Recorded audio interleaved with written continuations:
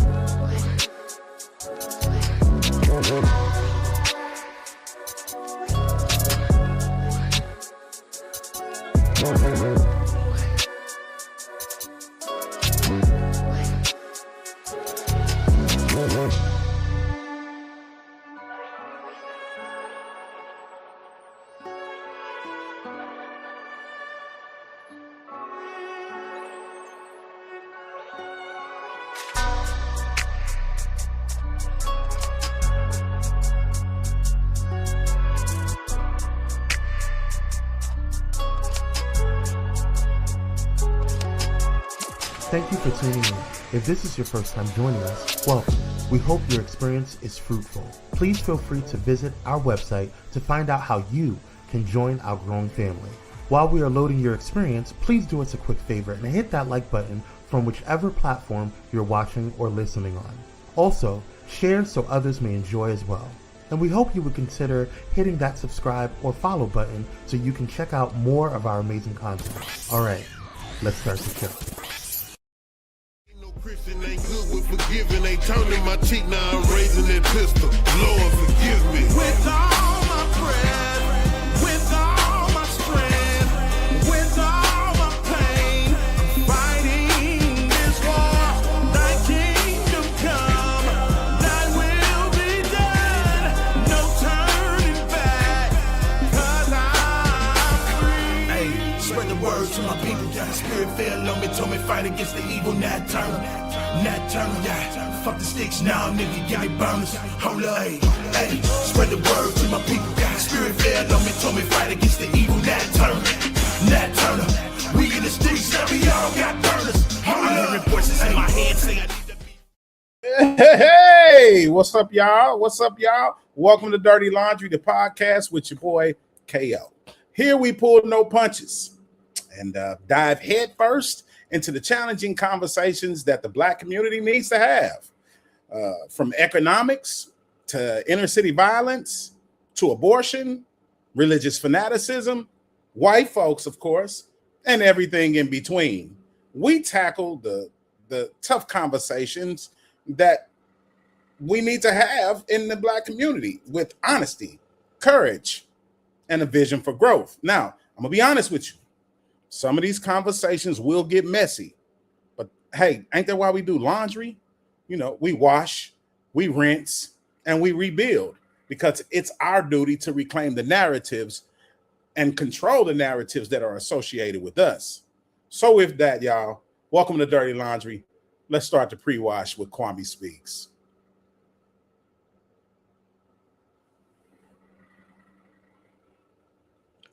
What's up? Man, what's up? It's crazy in the country. It's crazy in the country for sure.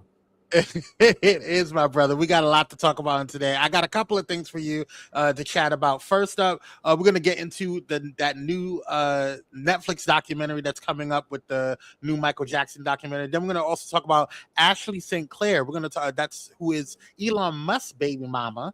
Also the Senate GOP revolt that happened on today, which was some breaking news. But first up, the new Michael Jackson documentary that Netflix is going to be premiering on June 3rd. Now, I personally brought this up because I had a problem with it, my brother. Not that I know what the hell is going to happen. Because it's all of this hype and all of this greatness that happened with the Michael movie, and now all of a sudden you want to bring out all of the drama and all of the crap that happened when he was already acquitted from all of that. Just FYI. But isn't that what they do? It's always what they do. It's like, you can't give us a break. You can't let us have just one thing. One thing. No. You know? What's up, Keats? How you doing? What's going on, Cyrus? Thank you guys for joining Dirty Laundry. All right, next up, I just wanted to bring that up there. That's going to be on there for those who want to indulge and have some, tea and watch a little bit of that potential BS. But anyway, Ashley Leave St. my Clair, people alone, man. right? Leave us alone. Leave us alone. And now Ashley St. Clair is the baby mama of Elon Musk. So then to have and she's a baby mama of Elon Musk. And the reason why she's in the headlines right now is because she is hinting towards something that's very interesting that happened with the last elections. Take a look. So then to have arguably the most powerful man in the world who is sending me things about, using his space technology in the election. I should also say that I have all of this backed up with many people with explicit instructions should anything happen to me, okay? But this was something that I was internally wrestling with while publicly not really showing that I was having any of these internal ethical conflicts with myself regarding this information. And then on election night itself, Elon, left Mar-a-Lago early. I was at Mar-a-Lago, and he told me over text. He's like, "Yeah, I knew hours ago that Trump won. My team has the best real-time data anywhere." First of all, how the f do you have real-time data on elections? How do you have real-time data? I could not understand that. I don't know that I ever will.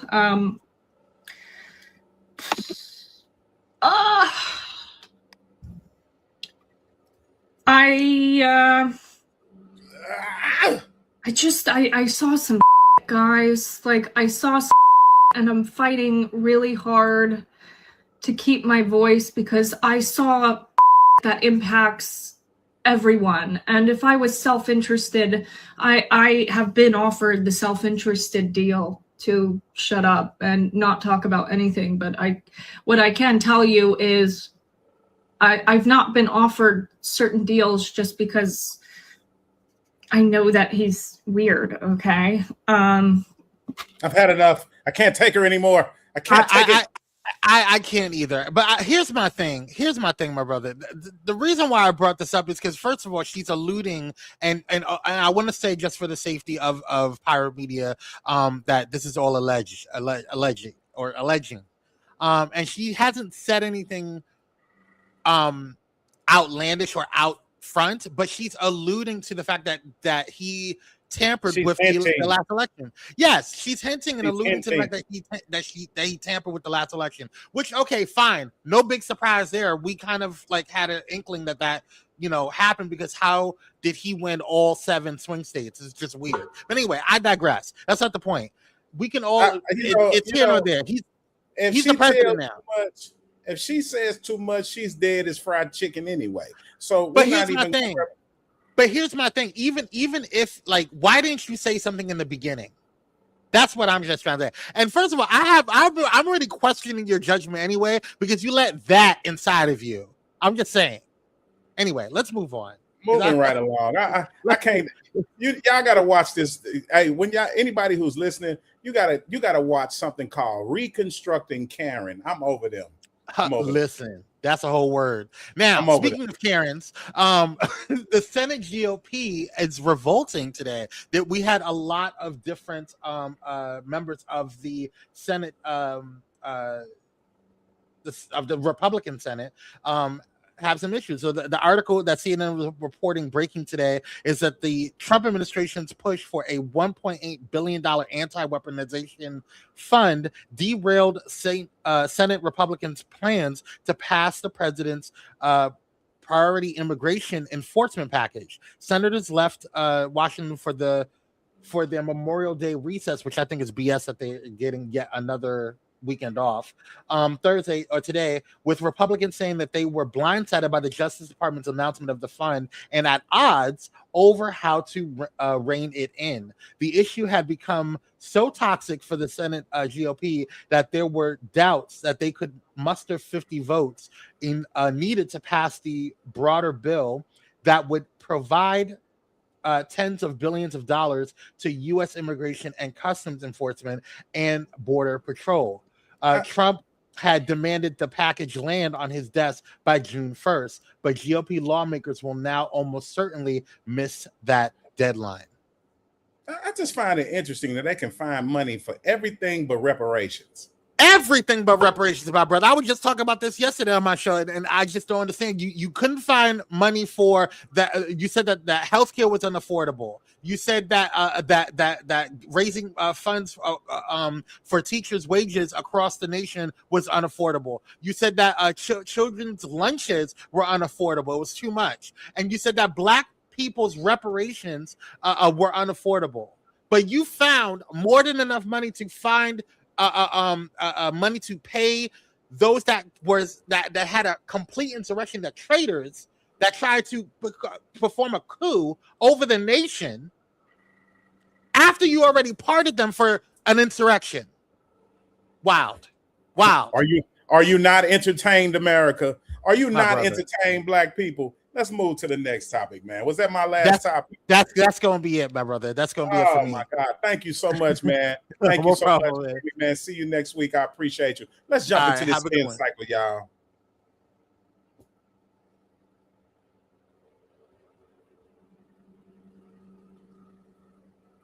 All right. I want y'all to check this video out. Check this video out, and then we're gonna start jumping in there. Just check this video out right quick. 1787. Delegates at the Constitutional Convention are divided on how slaves will be counted for the purpose of representation in the United States Congress. Northern states don't want slaves to be counted at all, while southern states want them to be counted as a whole person. An agreement is reached, which states that each slave will be counted as 3/5 of a person when determining representation in the House of Representatives and for taxation purposes. As a result of the 3/5 compromise, southern states gain political power while excluding the slave population from the political process. The compromise remains part of the US Constitution until the passage of the 13th Amendment, which abolishes slavery.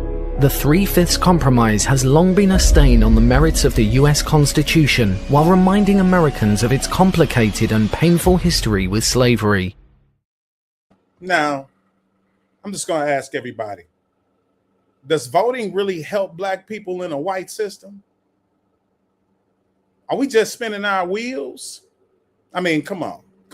I know you just heard what the video said. I mean, you would consider 3/5 of a human being for voting purposes, and I find it quite ironic that they're gerrymandering a state and taking away the Black representation. So why are Black people so surprised about the SAVE Act? Politicians have been gerrymandering, manipulating districts, and playing political chess for as long as I can remember. None of this is new. The game has always been about power, control, and protecting interest. So why are we so shocked? Why do we get in an uproar? Why are we not being intentional? I think it's time for us to become more intentional about pooling our resources and practicing group economics. Politics without infrastructure is just participation. Even if we engage in the political process, we still need to build our own institutions, businesses, schools, and economic systems that strengthen our communities, regardless of who is in office. I mean, come on, everybody. Are we really shocked that they gerrymandered Louisiana and stripped away Black representation? Are we really shocked about that? Let's be real for a second. Just 1 second. The Voting Rights Act was passed in 1965. That's not ancient history. That's less than a lifetime ago for a lot of people still live in today. So why do we keep acting surprised when systems in this country continue to move in ways they were originally designed to move? I mean, come on, y'all. Y'all know the system was set up to deprive us of rights. Like, I believe in the process of voting, but I'm saying when you vote, you're supposed to be intentional and you're supposed to get something for your vote. At some point, we've got to stop being so emotionally attached to the idea of America that we become unrealistic about the reality of America. History has always shown us that the voting rights, representation, and political power for Black people have always been challenged, negotiated, and in many cases intentionally diluted. So when districts get redrawn and Black voices get minimized, this isn't some new phenomenon. It's a part of a larger historical pattern. I'm not saying people shouldn't be outraged. Don't get it twisted. I'm not saying that you shouldn't be outraged. We absolutely should be paying attention. Understand what I'm saying? We should be paying attention. But what I'm saying is we can't afford to be naive. We can't keep moving through this country as if progress automatically means protection. Okay? We can't do that. Rights that have been fought for also can be weakened, undermined, and strategically worked around, as we can see. That's why awareness, organization, and intentional political strategy matter now more than ever. Let's go to the commercial, man.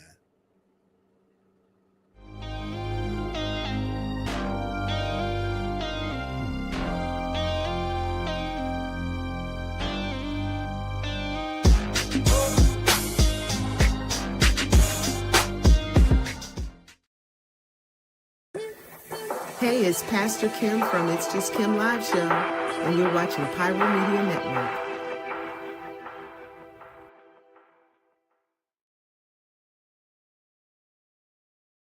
The news is divided. Ground News puts it back together, with coverage from thousands of outlets around the world in one place. So you can spot sensational reporting, no matter what side of the political spectrum you're on. Beside every headline, you'll see who owns the source, how reliable it is, and if they have a political bias. Multiple perspectives side by side, giving you a well-rounded view of today's biggest stories. Visit ground.news to learn more. Hey, it's Dr. Nicole D. Vick from Dr. Victorious, and you're watching Pyro Media Network.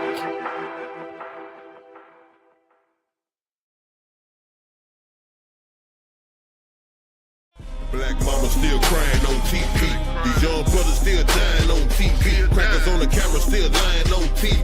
3% rappers might put it on the CD.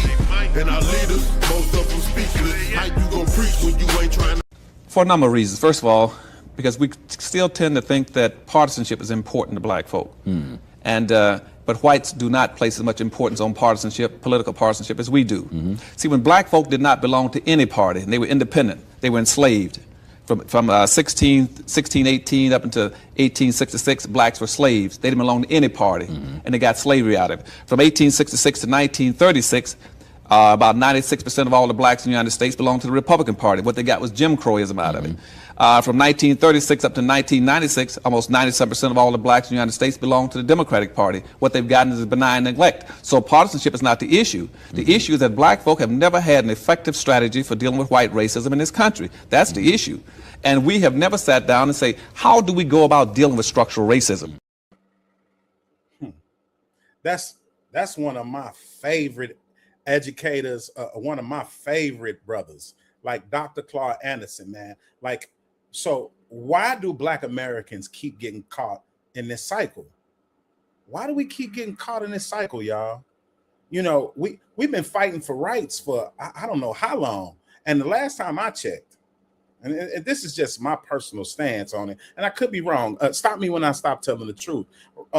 Rights are not something that you ask for. They're something that you kill for. They're something that you fight for, right? You don't beg. You don't protest. You don't go to the people that actually enslaved you and ask them for rights. I mean, they would have never put you in slavery in the first place, or not heard your voice if they really wanted to hear it. So I'm saying, I think that we as a people, we get obsessed and we get caught up in this American dream, which really for us has been an American nightmare. It hasn't been sweet. Life for us has not been a crystal stair. I mean, come on, let's be honest, right? Let's truly be honest about this. Capitalism is colorless, but in capitalism, everybody can't do well. And unfortunately for us, we've been pitted as less than, as the lower class, as the bottom of the barrel. I mean, chattel slavery was the equivalent of you being a cow and being traded on a stock exchange as a commodity. We actually were commodities. So I'd like to present a couple of questions tonight. Tonight, it's going to be a couple of questions asked. Just ride with me on this one, because these are very important questions that I think that we as African Americans need to ask ourselves, right? So here's the first question. If the Voting Rights Act was supposed to protect Black voting power, why are we still fighting voter suppression tactics almost 60 years later? That's a question. I think that's something that we need to really ask ourselves in terms of how we should move, right? So some people will give you pushback. They'll be like, well, you don't vote. You don't believe in voting. I do believe in voting, but I believe in voting for something. If I've voted and I've done all of my legwork, I've done everything that I was supposed to do to participate in this political process, am I not supposed to get something for my vote? When I vote, am I not supposed to get something? It's just a question. I think that we all need to take a step back and think about how we're going to move in this new system that we're in. Just think about it. Pause for a second and just think about it. Things that make you go, The second question is this. Why are Black communities still shocked by voter suppression when America historically has consistently shown that access to power is often met with resistance? It's always been met with resistance. I mean, when you go back and look at when we got freed, or when Black slaves got freed, what did they get freed for? I guarantee you it was not because everybody had a moral dilemma and said, hey, we've been treating niggas bad. That's not why they repealed slavery. Come on now, let's think about this for a second. My mom was born in 1954. Desegregation was in the 50s. So in my mother's lifetime, my mother was living in your parents' lifetime. There was a time in this country when they were not allowed to be in establishments and participate in certain things that everybody else that was American were able to participate in, or they weren't included, so to speak. Everything was segregated. I mean, let's be honest about this for a second. Just take time to really let this sizzle in your spirit for a second. So while everybody is popping fireworks on the 4th of July, this is always something that I look at and them say the Declaration of Independence. We the people declare our independence from the king for the unfair taxation, but yet we in trillions of dollars of debt. It's unfair taxation. It's actually taxation without no representation. So what are we doing? What are we doing? What are we being intentional about? We being intentional about telling our oppressors or the system that has oppressed us that, hey, we've been oppressed. You don't think that they know it? The system is operating perfectly. Something to think about. My third question is this. Are black voters truly being politically empowered, or are we simply being mobilized every election cycle every election cycle, right? Without receiving long-term economic and community investment in return? Every time it's time to vote for a president, everybody's always doing identity politics. I don't like this person. I don't like this person. I think that this person is this. Are you really shocked that white men do what white men do? I mean, come on now. Think about it for a second. Everybody like, oh, Donald Trump is doing this. I mean, what is he doing that's abnormal? Especially for us as African Americans, right? You know, everybody gets in an uproar over mass deportation, but like, I mean, think about it. Who really jumps in on our struggle? Who really gets in there and says, hey, you know what? Y'all been doing niggas wrong for this amount of time, and until they get rights, we not voting for y'all. We gonna stand up and we gonna help y'all get reparations. We gonna help black people get what they deserve. I'm just saying, think about it for a second. Just think about it for a second. Our whole entire movements get hijacked. Just think about it for a second. Anything that's involving, like when people talk about like Africans, when they get to come over to this country and participate in economic inclusion, they are riding your back, black people. What do we call those? What do we call those? We call those people, black people who are here. We've been here for a minute. We fought for people to be able to come over and participate in this. Civil rights, that's been our movement. So when are we going to start recognizing that we need to be intentional about choosing one another, be intentional about building infrastructure for our people? So most people will be like, this is racial rhetoric. This is not racial rhetoric. This is called culturally conscious. Right? How do you deprive people and tell them, hey, you complaining. You talking about the people that had a song called We Shall Overcome someday? Y'all forgot? We shall overcome. Nigga, that was in the 60s. We shall overcome.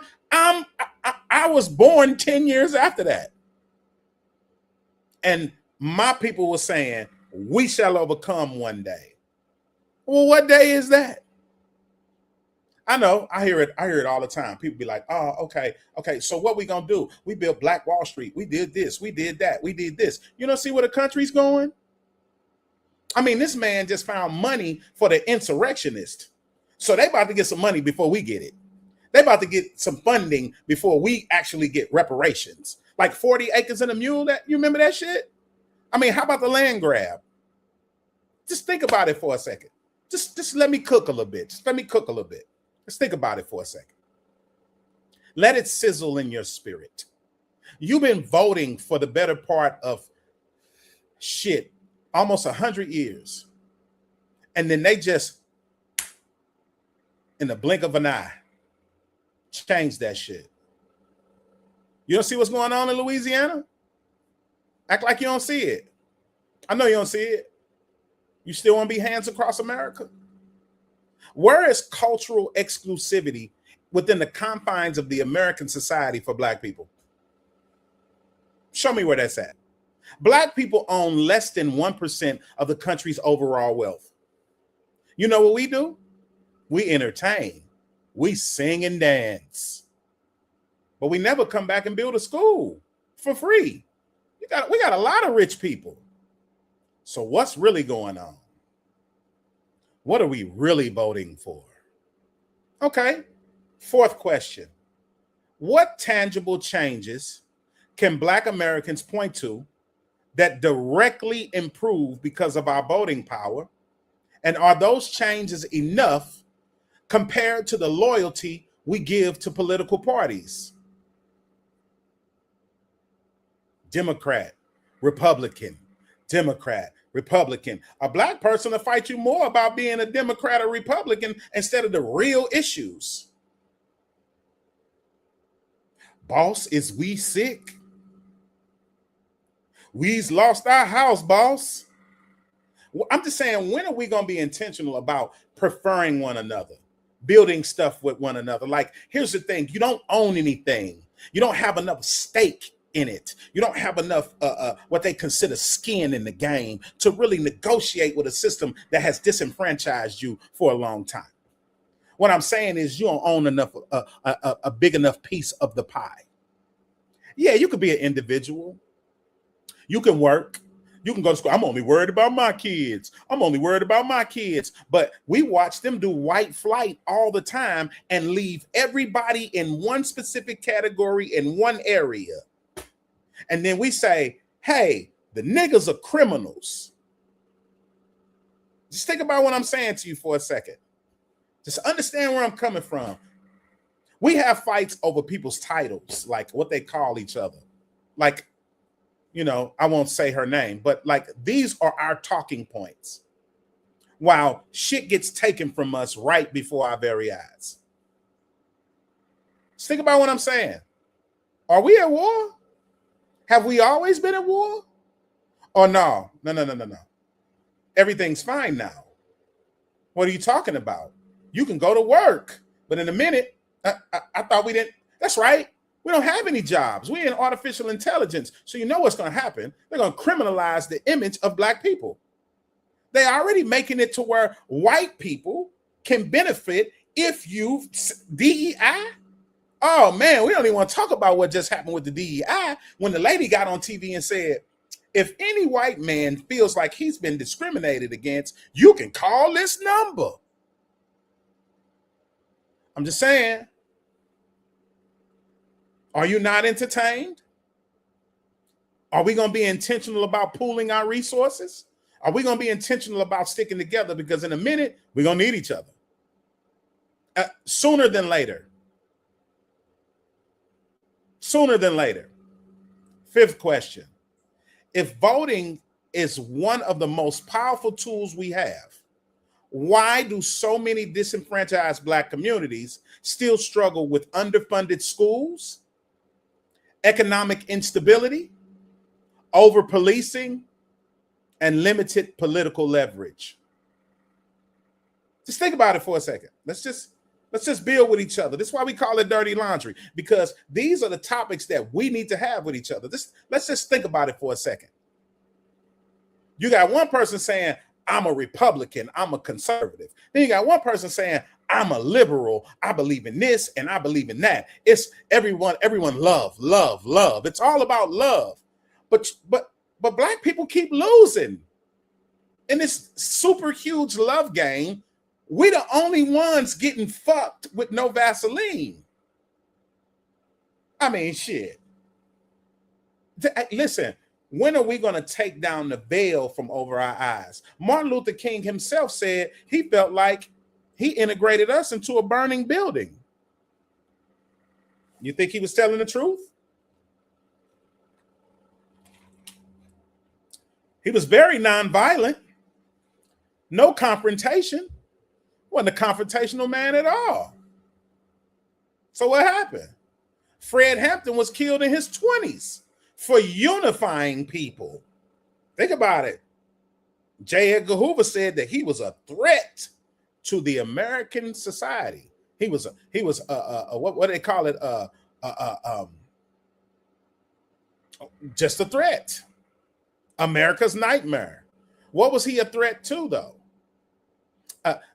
I've heard things talked about with Martin Luther King when he was going to do the poor man's march. That's ironically when he got killed. So what's up? Tell me what's going on. When you want Asian food, you go to an Asian restaurant. We live in St. Louis. I live in St. Louis. When you want Italian food, you go to the Hill. They got Italian flags everywhere. People are always sticking with their own. See, the thing is that what we need to recognize is this. Let me cook with y'all for a second. Let me just cook, because normally I have guests, we bounce off each other, but let me cook with you for a second here. If anybody's a gardener or somebody who plants, right, or deals with plants, doesn't your plants have to have the right environment to flourish? I mean, if you give it too much water, then you can drown it. If you give it too much sunlight, you can burn it. There's conditions that we have to be in order to flourish. And we're not talking about hyper individualism. Of course you can go get a job. Me fi me. There was a song by Breed and Tupac. I gotta get mine, you gotta get yours. But race is a team sport. The only thing you have to do, if you really want to understand what I'm talking about, is go ask a white person, an Asian person, or any other person from different nationalities, would they rather trade places in this country with being black? Then you'll see that their hands across America shit falls on its face. I'm so tired of our people not understanding that. You should practice nepotism. You should really be practicing nepotism. And in these times, you should be more intentional about being specific about who you're going to give your money to, who you're going to share your resources with, who you're going to be around. Just understand what I'm saying. Just understand what I'm asserting to you. Just understand what's going on in our country. This man found some money for the insurrectionist. And when I say this man, he's just a representative of the bigger picture. Eurocentricized male hegemony has always been what we're under. Roman conquest, colonization. Think about it. Let that sizzle in your spirit for a minute. Just think about what I'm asserting to you, my audience, and what I'm saying to you about these times that we in. Check this out. Everybody want to be a nigga, but don't nobody want to be a nigga. And right now, y'all get to see that, hey, you're going to get the same treatment we get, especially if you're us, right? Black people, we need to come together. We need to reestablish a code amongst ourselves. We need to prefer one another. I remember when I was growing up, and I'm gonna tell y'all, I'm not gonna tell you my age, but I'm gonna say this, and you'll know what I'm talking about. I remember that there was a time when we actually had communities where we could leave our doors open all night. I remember when hip hop was actually ours. There was no crime. There was no children out here killing each other like this. We have been infected. There is a social contagion that's going on. There is something else afoot. And I think it's time for us to really recognize what it is. Once you got an opportunity to integrate into something, you went totally backwards. You thought you was sitting at the table, but somebody only threw crumbs on the floor. So my question is does voting really help Black people in a white system? Or are we just spinning our wheels? Let's go to commercial.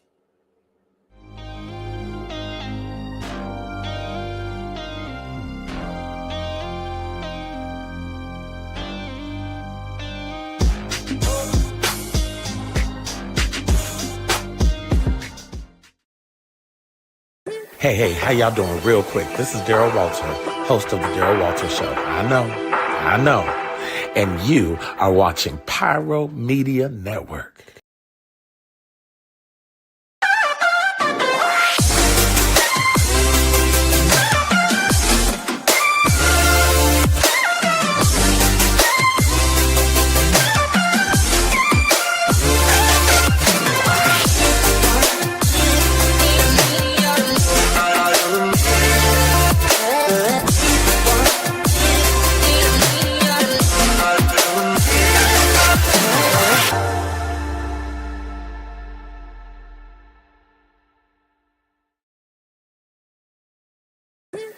This is Tammy from Tammy's Take, and you're watching Pyro Media Network.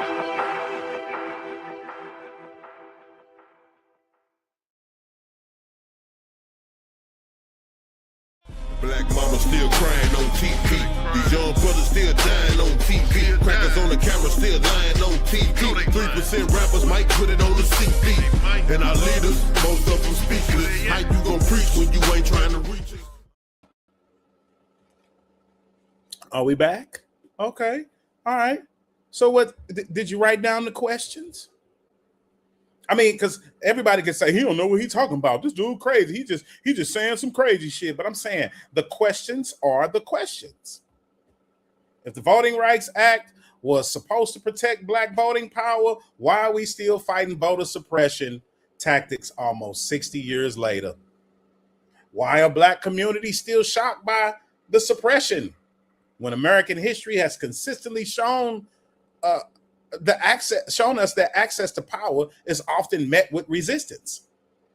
Are black voters truly being politically empowered?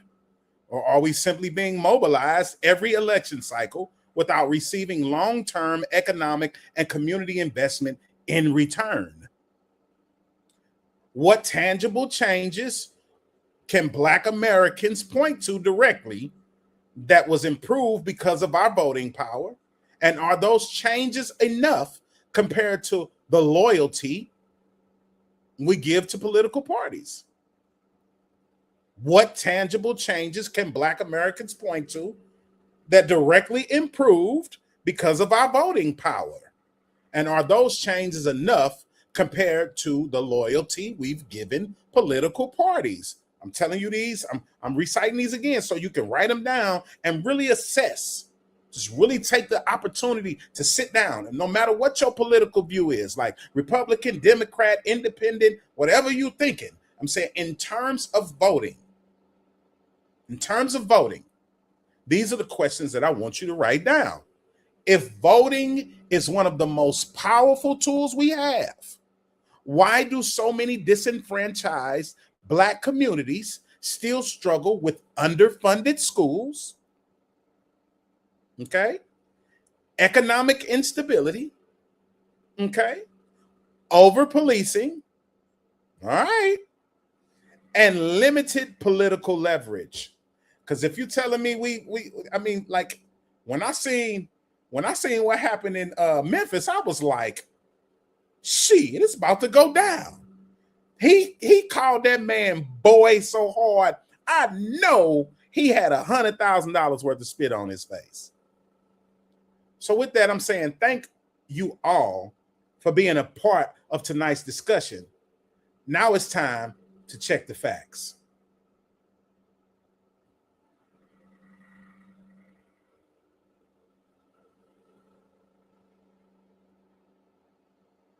Hi, I'm Uhuru Williams. I'm a professor of history, and here's what you need to know to sound smart about the Voting Rights Act of 1965. The Voting Rights Act of 1965 was necessitated by the fact that the vast majority of African Americans in the South could not vote.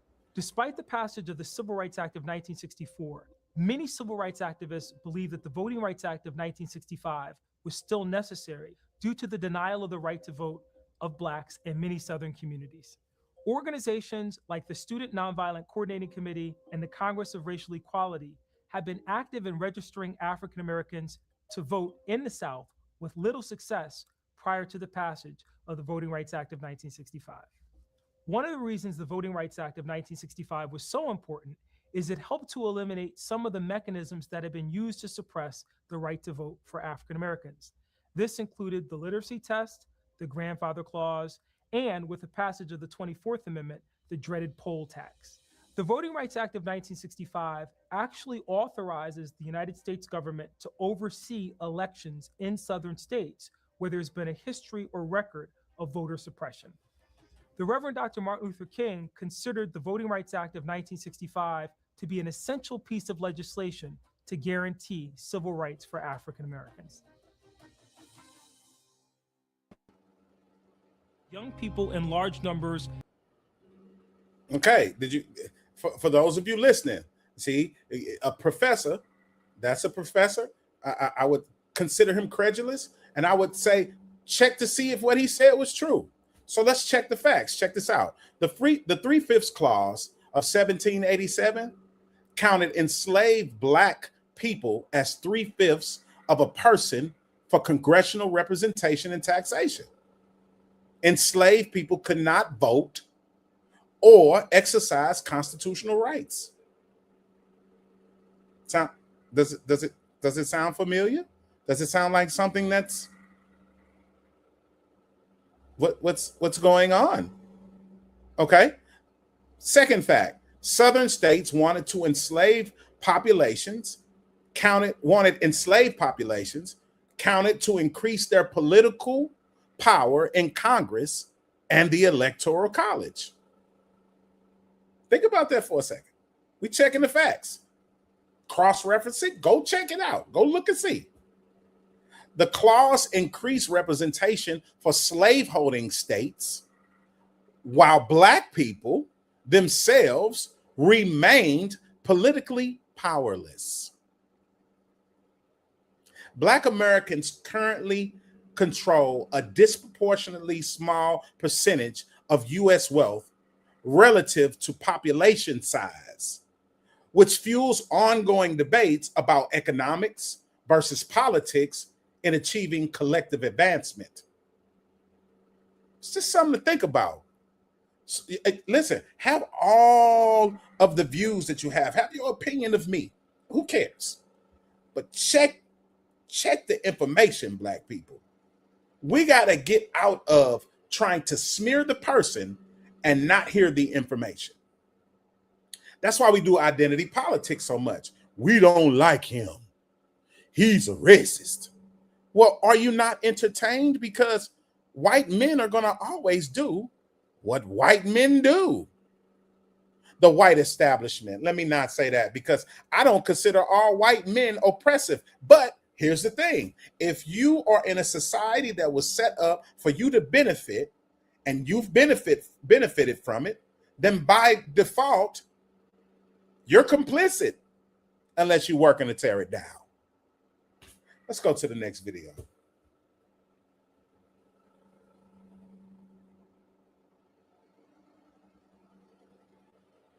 Well, let's rinse it out.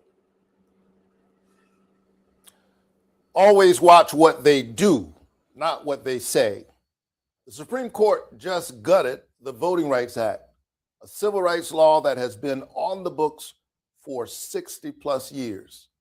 It is a law that Dr. King, John Lewis, Fannie Lou Hamer, Viola Luiso, and so many others marched and spilled blood for. It is a colossal step backwards for the vibrant multiracial democracy that so many fought so hard to build in our country.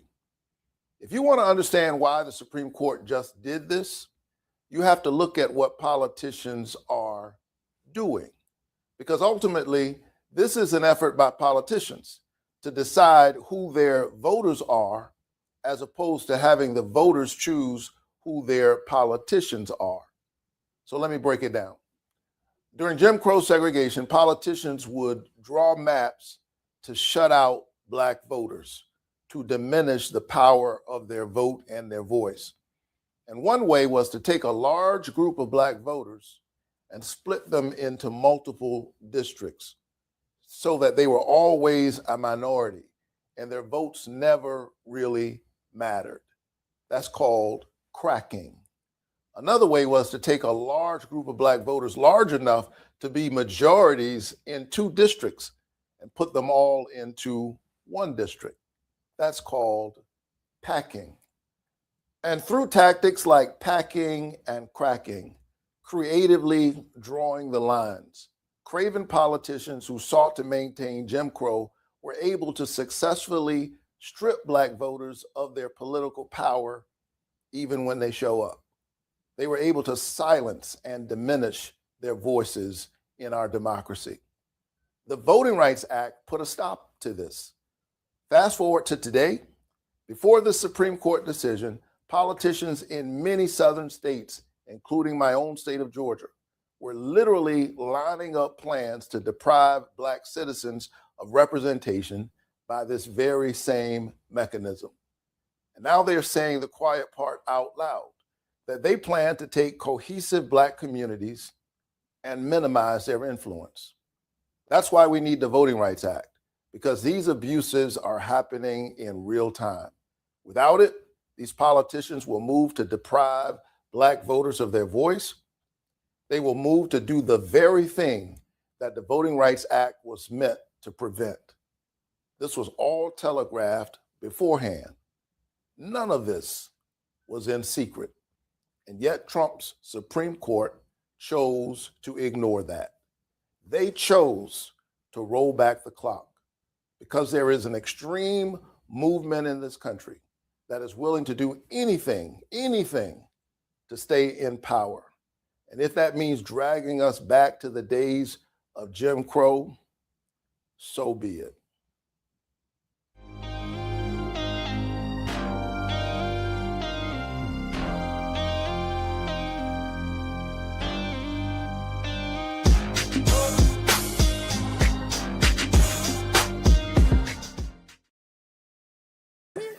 What's going on, y'all? It's Kwame Speaks from Kwame Speaks Live, and you're watching Pyro Media Network.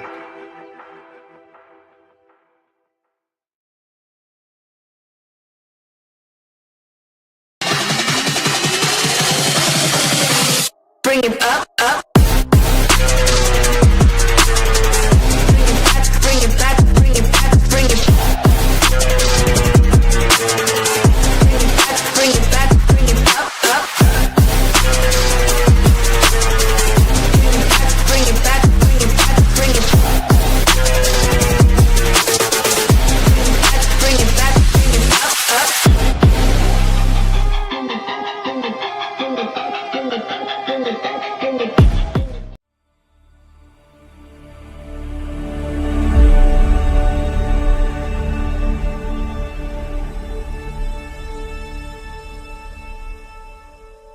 Black mama still crying on TV.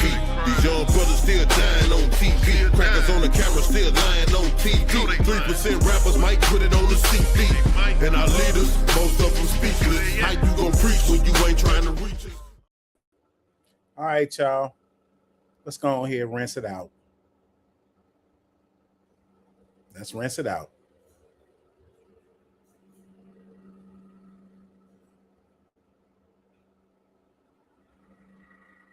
In the words of Dr. Claude Anderson, Black people own less than 1% of the country's overall wealth. So the real question becomes, what exactly are we voting for? If we're going to vote, shouldn't we be intentional about what we receive in exchange for our vote? Shouldn't there be a political agenda tied directly to economic empowerment, protection, and tangible outcomes for our communities?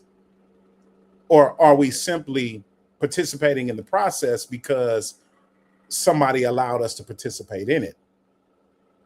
And another question nobody wants to ask honestly, did our ancestors die strictly for the right to vote, or did they die for the freedom to choose, including the choice to vote or not to vote, without fear, intimidation, or oppression? That's the conversation people keep dancing around. So with that, take a moment to reflect and take your life off spin cycle. Now we're going to go to the book of the week.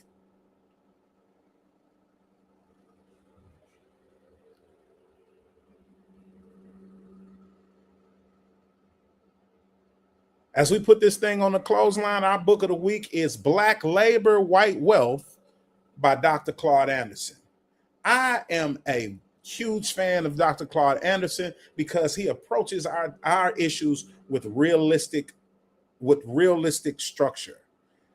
This book has been a wonderful read for me, and I would implore you to all go out and go grab it. All right? So with that, y'all, good night. And don't forget to like, share, and subscribe. Don't forget to follow me on all my platforms. I'm at King Studios on Instagram, Kevin R. Lewis on Facebook, and on TikTok, you can find me at My Interview with Life. Thanks a lot, y'all. Don't forget to take your life off spin cycle. Have a good night. What up, everybody? This your boy KO. If you want to follow my content and see more of the interviews, you can follow me at IAMAKING Studios on Instagram or the same thing on YouTube. Hey, you never know where I'm going to pull up next. Get at your boy. Nice to meet you.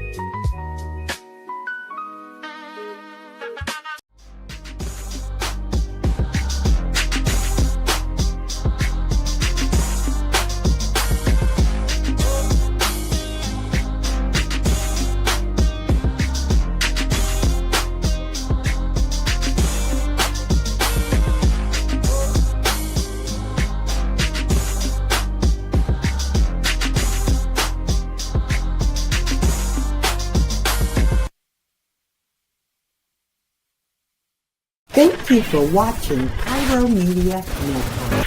For more information, please visit pyromedianetwork.com.